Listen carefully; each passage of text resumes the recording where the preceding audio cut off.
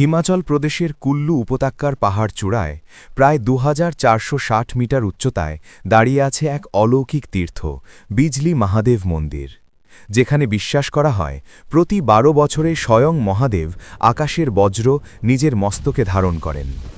প্রাচীনকালে এই শান্ত উপত্যকা ছিল আতঙ্কে কাঁপা এক ভূমি। কুলন্ট নামে এক ভয়ঙ্কর রাক্ষস বিশাল অজগরের রূপ ধরে বিয়াস নদীর প্রবাহ বন্ধ করে দেয়। নদীর জল উপচে পড়ে প্লাবন সৃষ্টি করে, গ্রাম ভেসে যায়, মানুষের আর্তনাদে আকাশ ভারী হয়ে ওঠে। সবাই একসাথে প্রার্থনা করল, হে মহাদেব, আমাদের রক্ষা করুন। ঠিক তখনই আকাশ ঢেকে গেল কালো মেঘে, বজ্রের গর্জনে প্রকাশ পেলেন ভগবান শিব। কুলন্ট গর্জে উঠল, এই উপত্যকা এখন আমার। মহাদেব ত্রিনয়ন দীপ্ত করে ত্রিশূল তুলে ধরলেন। এক প্রচণ্ড আঘাতে তিনি রাক্ষসকে নিধন করলেন। কুলন্টের বিশাল দেহ পাথরে পরিণত হয়ে এক পাহাড়ের সৃষ্টি করল।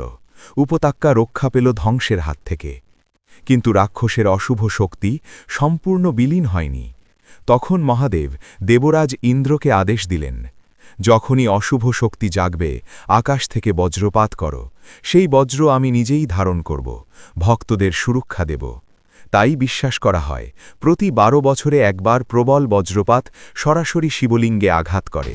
শিবলিঙ্গ দ্বিখণ্ডিত হয়, আর পুরোহিতেরা মাখন দিয়ে আবার তা জোড়া লাগান।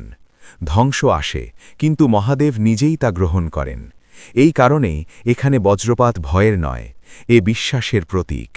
বিজলি মহাদেব আজও দাঁড়িয়ে আছে, ভক্তদের আস্থার অটল পাহাড় হয়ে। হর হর মহাদেব। জয় শিব শম্ভু। ভিডিওটা ভালো লাগলে এবং এই ধরনের পৌরাণিক কাহিনীর ভিডিও দেখতে হলে চ্যানেলটিকে লাইক এবং সাবস্ক্রাইব করে পাশে থাকার অনুরোধ রইল। ধন্যবাদ।